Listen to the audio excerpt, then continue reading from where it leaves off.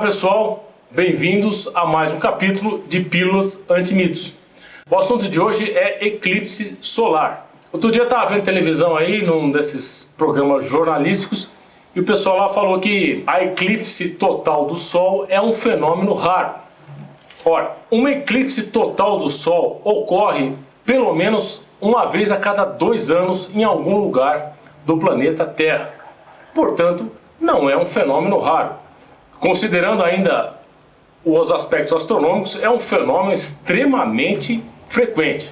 O que é raro é ocorrer um eclipse total do Sol numa determinada cidade, num determinado local do planeta. Isso sim é raro. O mais recente eclipse observado aqui do Brasil foi em Foz do Iguaçu, no dia 3 de novembro de 1994. E o próximo vai ser observado aí em algum lugar do Brasil, uma cidade qualquer, no dia 12 de agosto de 2045. Então, a vocês jovens aí, bom eclipse, porque nessas alturas já estarei eclipsado aí. O eclipse total do Sol é um fenômeno espetacular. Por que ocorre o eclipse do Sol? Por uma incrível coincidência, o disco da Lua é 400 vezes menor do que o disco do diâmetro do Sol. Porém, ao mesmo tempo, a Lua está 400 vezes mais próxima da Terra do que o Sol.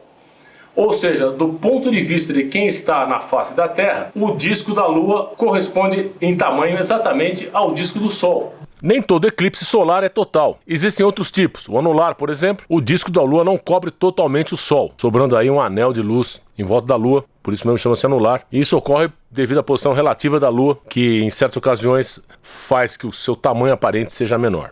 Existe também o eclipse parcial, quando a Lua passa de raspão aí no Sol e a gente observa o Sol como se fosse uma Lua crescente. Ou também, se quiser, essa coincidência astronômica do tamanho aparente da Lua ser exatamente igual ao tamanho aparente do Sol pode levar a considerações esotéricas. Então falar, tá vendo? É um sinal tal. Pode até ser um sinal para os habitantes mais recentes da Terra, porque nem sempre foi assim. A Lua foi criada aí há uns 4,5 bilhões de anos atrás. E quando a Lua foi criada, ela está muito mais próxima da Terra. E a Lua vem se afastando da Terra, mais ou menos aí uns 4 centímetros por ano. Então, lá no passado, milhões de anos atrás, a Lua cobria completamente o Sol. Devia ser um eclipse espetacular. E no futuro, a Lua mal vai cobrir o disco do Sol e acabou essa história aí de eclipse total. Para entender o fenômeno de eclipse, é necessário entender duas coisas: a posição relativa Terra, Sol e Lua.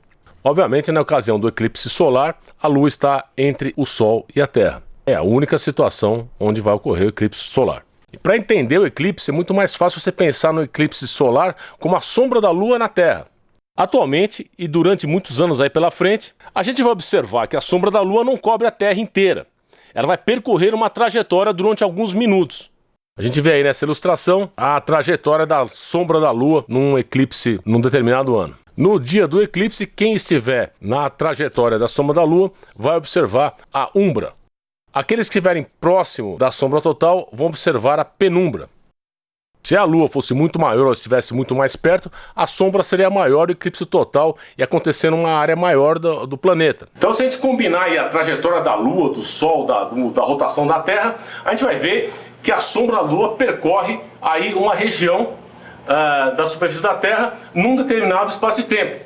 As eclipses não duram muito tempo. Acho que, se não me engano, aí a eclipse que durou mais tempo foi 12 minutos.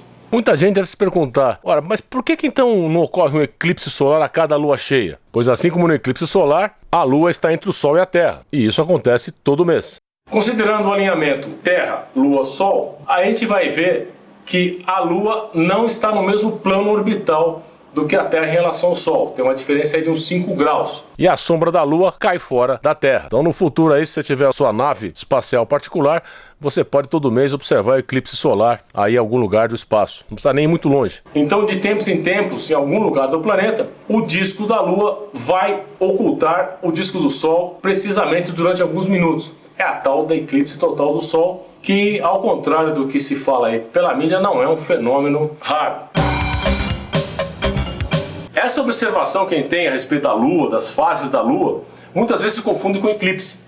E por esse motivo que a gente vai fazer um próximo capítulo que vai falar sobre as fases da Lua. Então é isso. Até!